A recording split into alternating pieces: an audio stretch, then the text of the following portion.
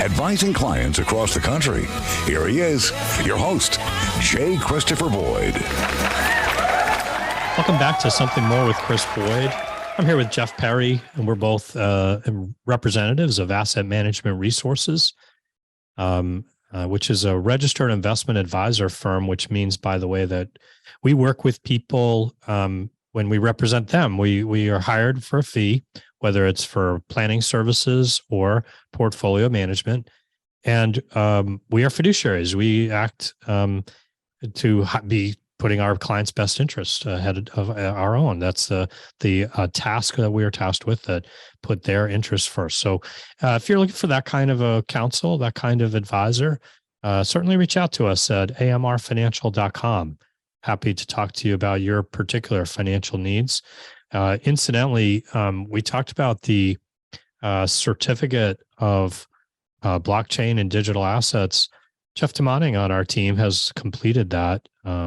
Yes, yet another designation by Jeff. Yeah, another designation.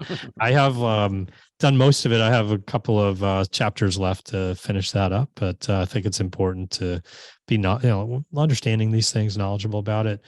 Even though I am, as we've said, a little bit hesitant to embrace it, but anyway, good to understand.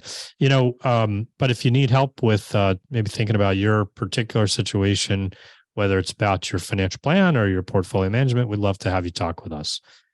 Jeff, I was thinking before we jump into our article that we wanted to help people avoid some mistakes in retirement. It turned summer this week, and yes. I'm gonna say I'm like doing the happy dance. Happy summer. It's a long time coming, and it doesn't seem to last that long on the Cape. No, and so our boat came this week. That finally awesome. came. And then in the water? In the water, yeah. All right. and the best night was Friday night. That's right. The United Way, we had Mark Scala in recently to talk about that. So congratulations to the United Way, and always a fun event. And they recognize it's 25 years, right? They recognize 25 individuals or couples who have been instrumental in keeping this gala and keeping the funds going, right? Some great personalities on the Cape, and just thanks to everyone who does support the United Way and all that they've done and the important work that they do, which really is supporting other nonprofits in our area as well. So in any case, just wanted to remember that as well. Hey, while we're talking about best ofs, yes, best night, now I want to remember also that the Cape Cod Times is doing a best of campaign, a best of Cape Cod. And just incidentally, should you want to vote for example, your favorite investment firm, or for example, favorite financial planner, hypothetically, be a great idea. There's kind of fun. There's lots of different categories. I mean, it's almost overwhelming, but and of course we're in the it's a fun thing though. Top local employer as well. So Jeff, get in there and vote. No, I voted for you. Don't worry. It's fun, not just voting for financial planners and financial advisors and employers, but if you have a favorite restaurant, it's an opportunity to call them ice cream parlor. It's fun. Where you buy your vehicles or get I just went into Hyannis Honda to get my car serviced. They're always so good to me there. I love that place. But I feel like good people for sure. Yeah, I definitely voted for them on my I always feel like I'm getting treated fairly. Like that's one of the things that I like about them. And that's not always the norm with auto deals. When you have a good one, stick with them. Yeah. So in any case, but categories, you might have other categories you feel that way about. There's people that, firms that you're, the Centerville Cleaners, we love them. They're in there. Okay. We're going to vote for them. So whoever you vote for, just go in, take a look, take a minute to vote for some of your favorites. And, we hope we'll be among them. But we always encourage people to vote. I know on election days. That's right. Because if you don't vote, you're letting someone else make your decision. That's it. So here's another example. Huh? Yeah, so our shameless attempt to get you to vote for us. There it is. So in any case, let's jump into this article that you referenced that 12 retirement mistakes that we want to kind of avoid. So where'd you find this article, by the way? U.S. News and World Report. It's a magazine. Well, I don't know if it's a magazine anymore. Digital anyway, but Yeah, yeah. my grandfather used to get it, so it's been around a long time. But I yes, used to get that. Yeah. yeah, Sure. it had like interesting a variety of interesting subjects. It's a pretty credible source. So on a couple weeks ago, they published 12 retirement mistakes to avoid. Steer clear of these common errors so you can build a sustainable nest egg. So I thought it was it's sometimes we suggest what people should do. Maybe we should talk about some common errors that people might be doing and get them to shift gears a little bit. Some of them are Yeah. real basic, and you can't Obvious. Yeah. and But you well, you know can't. what? This is an area that obviously we're passionate about, and there's plenty of lessons to be gleaned. So Absolutely. let's go through it. What are some of what should we start with? Well, let's start with number one. It's something you can't change, but you can take an action. Not getting started early enough, right? Yeah. We do have people you call us. You can't kick yourself if you're looking back, Right. but you just got to take action as soon as you can. No matter where you are, there's some positive steps you can take to make your retirement either last longer, be more enjoyable, or to prepare for that retirement. So obviously that people know that the younger you start, the better. Yeah. So we won't spend much time on that. Reducing your savings over time. It's basically talking about failing to save enough for retirement is a very common mistake. And it translates with some other ones down the road, but do you have some general advice for when people, maybe younger people, so maybe somebody's listening in their 30s and 40s, and say, how much of my pay, my I income, save. Yeah. should I be putting towards retirement? Well, I think the best rule of thumb that I've heard, and of course everyone's situations are different. Yeah, Right. different people make different amounts of money, have different expenses, etc.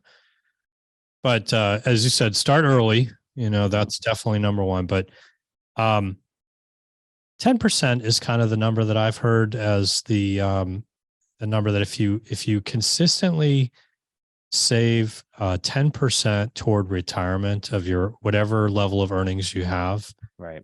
That you'll amass wealth and not have worries, when you retire, and probably would let people retire at an early stage.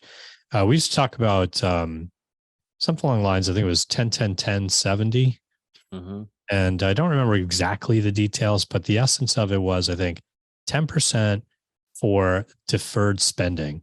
I'm going to go take a trip. I'm going to save for some use of my money. Yep. Longer term savings, not right now, but planning savings. Yeah, maybe this was, I think, for not terribly long. I need a new set of tires. I need, okay. So I'm going to set some money aside.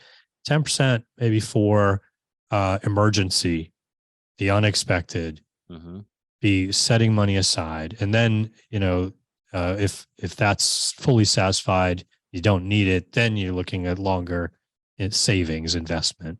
Right. And then 10% to retirement. And not everyone can do that, obviously, but some version of that, some iteration of that is what you really want to be thinking about. Don't just spend it all. Yep. So in any case, and then the other issue becomes, one of the things that we see oftentimes is people put too many eggs in the same basket, which is to say, I'm thinking in terms of tax treatment. If you only save through your work retirement plan of 401k, for example, when you need money, everything's taxable. Right. So you need some diversification across tax treatment as well. Which is usually where a Roth type account comes in. Yeah, a Roth. Even if it's just non-qualified, just savings money that you invest that outside of a work account, you need some money in places that's not all taxable. More and more employers I'm seeing are offering Roth options in the options that they have for employees. So I think this that's is going to be a positive step. Yeah, I agree. And I think it's going to be the case where that becomes more the norm than not, that there's a Roth offering. And, recent legislation with the Secure Act 2.0 implies that people, even in simple IRAs or other types of programs, are going to have offerings that will afford a Roth option. And I think that's good. And so we'll probably have to keep talking about maybe giving thought to giving guidance around, well, how do you decide how much to take in tax now versus later? That kind of thing. Yep. But anyway. The next one in this article, I think, is definitely a mistake that people tend to make in retirement or before retirement, and that is supporting their adult children to a level that either leads to them spending too much in their budget, or not saving enough for their own retirement, or spending in retirement too much, like being too generous.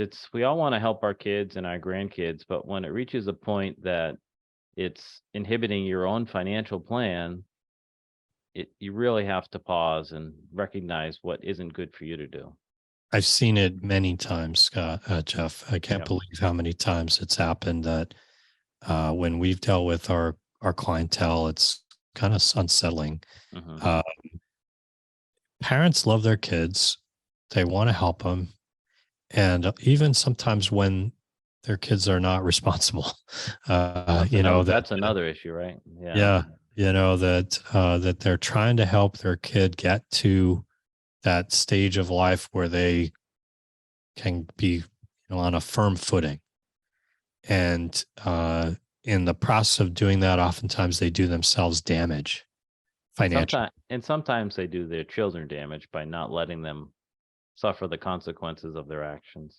That may be true too. As parents, we don't want to do that, but yes. So in any case, I can give you countless examples where people have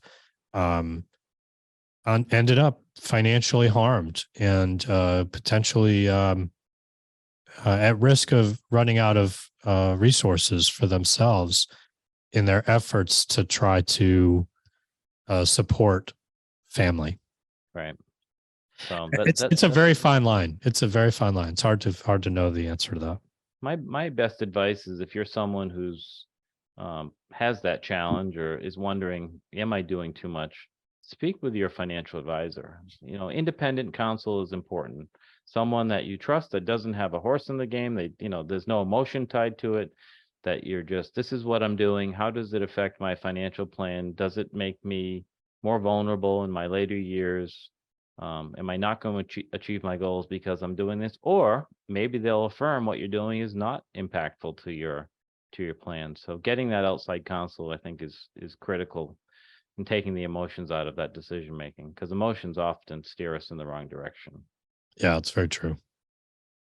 Another mistake that some people make is overlooking contribution opportunities. And what they're talking about there is, after you turn 50, and most people when they turn 50 are doing well with their income. It's like the highest decade for earnings, right? Yeah, you might be at your highest earning years, right? And you may be living a life that's kids are starting to get out of college. Yeah. Maybe they're getting grown. Maybe it's not necessarily at 50, but in that era. Yep. And your cash flow is probably, if you're like most people, is a little bit looser than it was when you're 30s and 40s. You have some room to make some decisions. Yeah. And your IRA and your 401k allows you, after you're 50, the law allows you to make catch-up contributions or contribute more than the maximum, which is a great opportunity for you to kind of supercharge your retirement accounts. Yeah, so and these are also issues that have changed in the aftermath of the Secure Act, where even in your 60s, there are some extra opportunities to do more. So as you kind of enter the home stretch, so to speak, for that retirement, finish line, so to sort of. But so take advantage of those you can bump up. I mean, pretty meaningful when it comes to 401ks. IRAs are also modest, but there's some, Yep. So definitely when you think about trying to maximize your plan, your work plan, if you can, definitely do it. You have to take the match. Like, that's just a must. You have to take any match I mean, I say you have to, you don't absolutely have to, but Well, if you don't want the free money, you don't have but to. it's a free money. You Right. gotta take advantage of that. Because you're leaving money on the table, and it's salary that you've chosen not to accept, Right. in effect. So, why not do that? But even then, that shouldn't be, that's a minimum. That should not be a maximum. Make sure you're doing as much as you can afford to do in savings investment, because we're not really good as a society in delayed gratification, and this is Sure. basically delayed gratification. But all of us would like someday to be able to step out of the workforce and say, okay, I'm financially independent. I can. Well, Jeff, you already can, I guess, but Well, the I rest am. of so Well, that notion that you want to be in a position where you say, let's take some time and step out of these when you're ready. It's when it's on your terms. right. You don't want to have to be like 75 and be like, oh, I got to go to work. I 85, I will I say gotta to go. your comment about, and I share personal things. I think it's helpful for others to learn. Um, my wife and were able to retire early because we're doing the things that I share my comments on. The Yeah, 10% is something that I think I shared earlier, where my mother inspired me. Like, your first job, do that's these right. things, That's right. You did talk about do that. these things, and you're not going to miss it. Especially if you get a raise, or Yeah, the only especially people, as you get started, right? like if you start with these habits. Just a tip that I heard when it comes to, if you say, I don't have room in my budget, I just can't do it right now. Mm, Um, well, most people over time get salary increases. right. So let's say you get a 3% raise, allocate 1% of that to your retirement plan. So now you started with 1%. But you still got to increase in pay. You still have more money in your budget to help with the reason, all the things you squeezed by in the day to day. Next year, you get another 3%. Well, put another 1% towards now that's 2%. That's great advice. That kind of thing. Keep doing it incrementally. That's great advice, especially for younger people who are just getting started. Start with your match. Get that free money. If it's Yeah. 3%, start with 3, and then, as you said, each year you get a raise. Maybe you get a 4% raise. Put 1% up, and before you know it, you're going to be at the max. So, Yeah. Yeah. It's the good right way to advice. think about it. You can get there eventually. You don't have to do it all at once. That's right. That's right. The next one as a risk is putting your assets in a single investment or investment type. Yeah. Huge common mistake where people have an overabundance in a single investment, a single stock, or whatever, or even cash. They might, whatever they're gravitating toward, that they put it into a single type of either name or asset class, asset category, subcategory, whatever it is. I know technology. I grew up in the technology industry. I Or like I work in tech it, right? stocks. Yeah, that kind of thing. I work in the Investing in tech stock. single stock. Yeah. So they have a big position in the company. Oh, maybe they understand it, so they buy these other companies, but now they're all in technology. Well, that I understand that, but that's not necessarily, or healthcare. Fill in the blank, right? You know what I mean? Yep. So absolutely, that's a very common issue. You have to rebalance. You have to have diversification.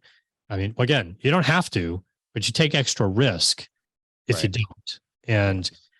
And most people don't want excess risk. Whenever we talk about this, and I don't want to belabor it, but I think of AT&T and the thousands, tens of thousands of employees who had so much AT&T stock as in their retirement account, thinking it was solid, Yeah. and it's changed. And so, too much in company stock I think is the most common type of risk in this category. Yeah. I was just talking with people this week. They have, significant wealth, and right now this individual gets deferred compensation in part in company stock. Mm-hmm. And at the present time, it's like 4.5% of the overall wealth. Okay, not terrible. That's not a worry. You know what I Right. mean? But then there's some deferred stock that hasn't yet been received. So they're going to have more. So it's one of those things where you guys say, all right, well, what's the risk? What's the quality of this company? Our income is tied here. Our wealth is impacted. Right. That You know, too. let's, you know, so if it gets to be more than 5%, we start to get worried. You know, like, okay, that's something we want to pay attention to. If the quality of the company is in question or its price is at an all-time high, you know, that's something we want to look at. Is it maybe something we want to examine whether we should divest some of this? You follow the point. I do, and I have a very personal story. A gentleman who I went to law school with was a pilot for U.S. Air, and he had a significant, his salary, a great salary, was in U.S. Air, Yep. and his pension. He had a defined pension, Yep. which Yep. was U.S. Air, and he lost both on the same day. It went out of business. Yeah. So People who worked at the Bank of New England, people who, I mean, the scary ones like Enron and, you know, sure, yeah, as you know, where there's corruption, but it doesn't even have to be corruption where no, it can just be a business cycle. people can have huge consequence because of their exposure in both retirement plans, stock options, or whatever it is, and then their income as well. You know, all connected to one Right. resource. It's something you want to diversify. Let's keep going. We're hard to believe we're going so fast. There's a lot. I know. A lot There's of a lot time to right say. now. Well, one of my favorite subjects is the risk of carrying too much debt. Right. I mean, Can undo you. It can. It really can. It can. It can undo you from a financial and a psychological point of view. It's being retired. It's not possible for everyone, but being retired and being debt free really, in my opinion, which is biased against debt, but really leads to the greatest possible happiness in retirement. When you don't have a person or entity that you owe, it's a whole different mindset when you look at your investments, you look at your pension, you look at your retirement savings, whatever it is, and know that you get to make the choices over it. And other than decisions you make or utilities or insurances, things that you need to purchase, that you're making the decisions of where your money goes. And it's a great way to create an outstanding legacy too, when you're leaving assets behind that don't have any debt on them as well. I think it's a good point. I do think most people, you know, as much as that's a compelling argument, and I don't disagree with you.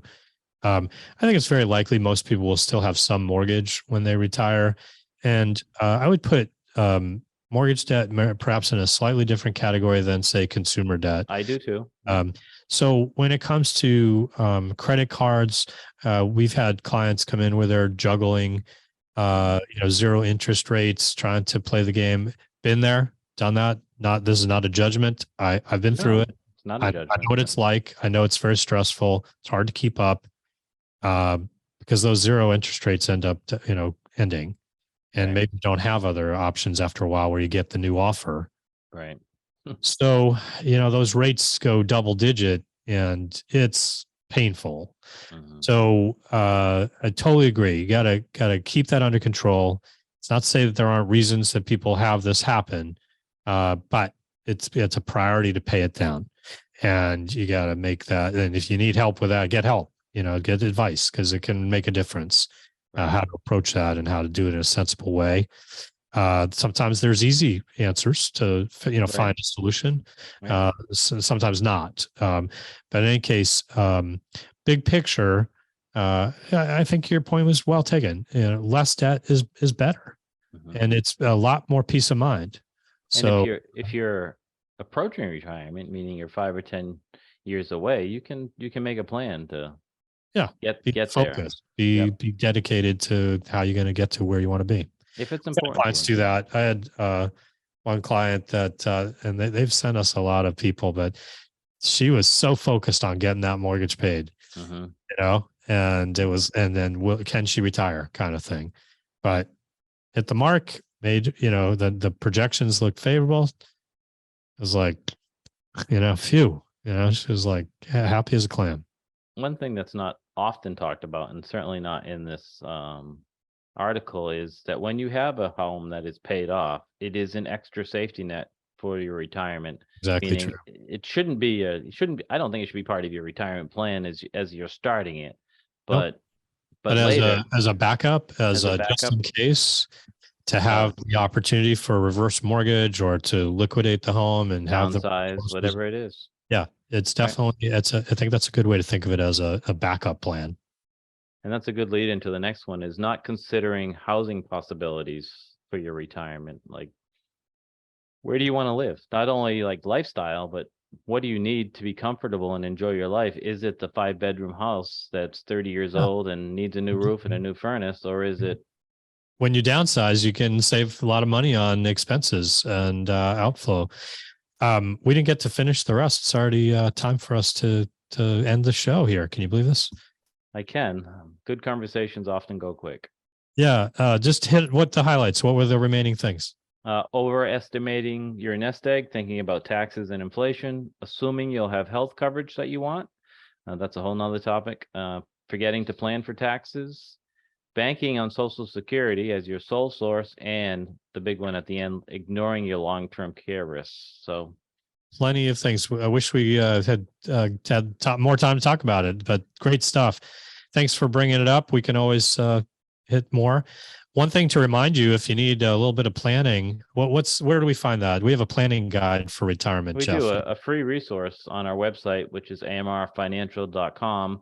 Go to our website and go to the resources tab, click that, and you'll see near the bottom of the list is a couple of resources. One of them is getting ready to think about and prepare for retirement. It's free and has a lot of great information in it. amr.com and the resources amrfinancial.com.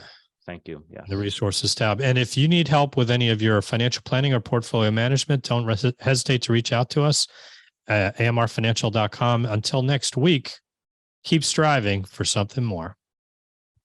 On an individual basis to clients only. Proper advice depends on a complete analysis of all facts and circumstances. The information given on this program is in the nature of general financial comments and cannot be relied upon as pertaining to your specific situation. AMR LLC cannot guarantee that using the information from this show will generate profits or ensure freedom from loss. Listeners should consult their own financial advisors or conduct their own due diligence before making any financial decisions.